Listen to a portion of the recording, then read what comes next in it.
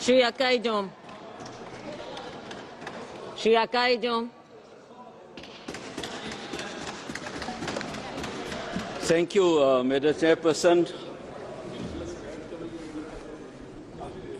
First of all,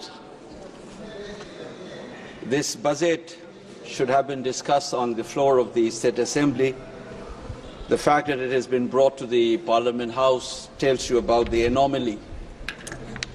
This is not a regular thing that the state budget is discussed on the floor of the House here. But there is a story about why this budget is here and what does this budget speaks of. First of all, it speaks of the exclusions and the contemptuous nature in which the present government has dealt with the state of Manipur. The number will speak. The measures that is reflected on the budget speaks. We have talked a lot about Prime Ministers not visiting the state. Initially, at the beginning of the crisis in 2023, I was heard that the Prime Ministers did not visit. Today, I'm almost indifferent. Whether he visits the states or not does not matter anymore. But the rest of the country should know that there is no visa issue for the Prime Minister to visit the country. He may go to Ukraine and talk about peace, and his own citizens have been slaughtered and more than 60,000 people have been rendered homeless. This kind of a behavior can never be justified by anybody who swears by nationalism. It can only be done by those who swear by pseudo-nationalisms and who has a peculiar idea of nation that thrives on excluding people. Now let me talk about this budget in two ways. What does these numbers speak of? The first one is this, a clear sense of the state of economy of this state called Manipur. Look at the fiscal liabilities. It's 37.07% of the GSDP. What does it speak of? It speaks of a terrible state of an economy, the debt burden that the state witnesses. Look at the revenue expenditure, 61%, of which roughly around 45% goes to salaries and pension. Look at the capital expenditure, 39%.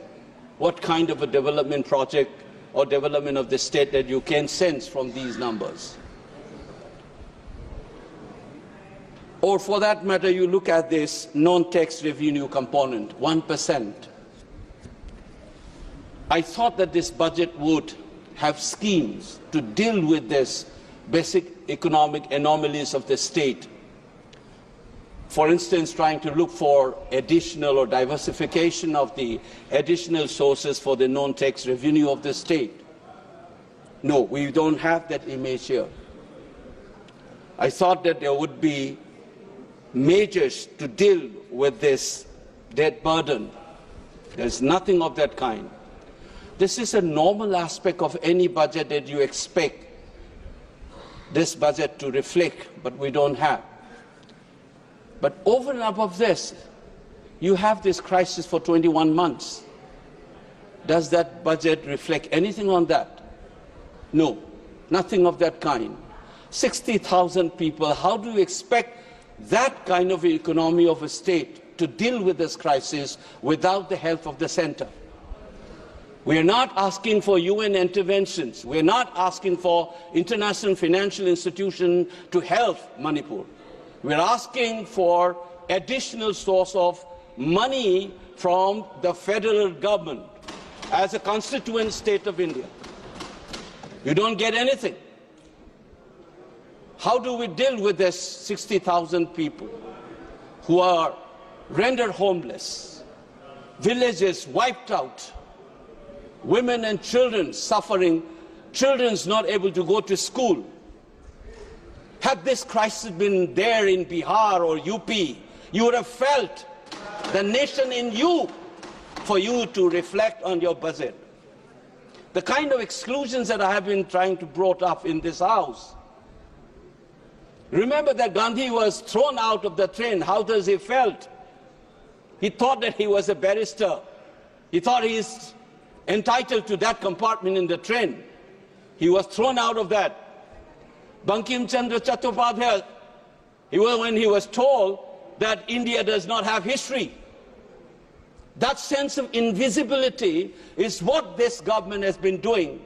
Nothing of this kind has been mentioned in your presidential speech. You've been trying to make us invisible, our tragedy as insignificant. And you expect the people of this state to feel like any other Indians and be proud of being an Indian. People have begun to start asking questions about the relationship between our state and the Union of India. People are remembering the instrument of accession. People are remembering that controversial merger agreement. Why? Because you have allowed the feelings to be groomed like that. And this budget is an addition to that series of action that you have conducted. I'll give one more example, which I felt as I sat in this house and listened. I've seen floods in my home state. Even the Raj Bhavan was inundated.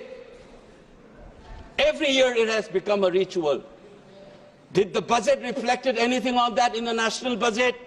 Does it reflect in this budget as well? Nothing of that kind. 11,500 crore, 11,500 वाला जो दिया गया था आपने बिहार को, क्यों? Because Bihar is more Indian than Manipur. You think that you said that you will try to help the state of Assam and Himachal for the flood. Nothing has been said about Manipur. Ask your governor how the residents of that Raj Bhavan was inundated. Was it a foreign country? Or even if it were an ambassador's house, you would have invested. This is a state's governor. Under the Union of India, you don't bother and you expect us to feel normal, being included. Madam Chairperson, I am representing a voice. I have taught generations in this country, from Kanyakumari to Kashmir, from Gujarat to Nagaland. For 30 plus years, I've seen this. And you think it's normal that we, as people's representative in this House, will continuously throw this kind of insults? This budget is the same story that I have been witnessing. What do we do now? What can I expect from this government? What they will end up doing is, though this is being a budget estimate they are projecting for 25-26, at the end of the day you said, because I'm aware this is vote on account, and you say 50% has been approved, it's like a ritual, you will finish it off. Manipur even doesn't address. A ritual will be completed in a couple of days. Is this the largest democracy's temple would be indulging itself? I'm ashamed of myself to bring up these issues. It's not a joke. When thousands of people suffer, I expect this government to have some sensitivity and pump in a little more money and talk openly. If we have made mistake, let's accept. This is not about BJP or Congress. Let's move forward. Let's try to have this feeling that we are one, that we care for you. And this budget must reflect that, not a simple ritual to continue this insult and then blame the people for anti-India feeling being emerging in that space. Remember that anti-India feeling emerged in Manipur unlike anywhere in this country because of the follies of this state government. The government of this country has continuously done. None other than the Home Secretary, a retired Home Secretary of the Union government, has said Manipuris have been insulted, and the only way to move forward is for even the Prime Minister or the President to apologize. That insult continues even today.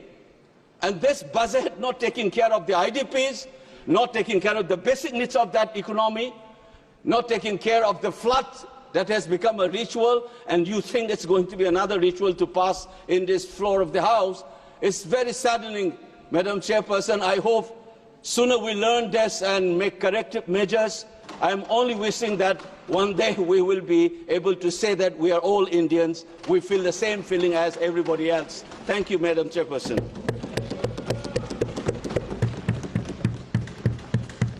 Shri Bhola Singh.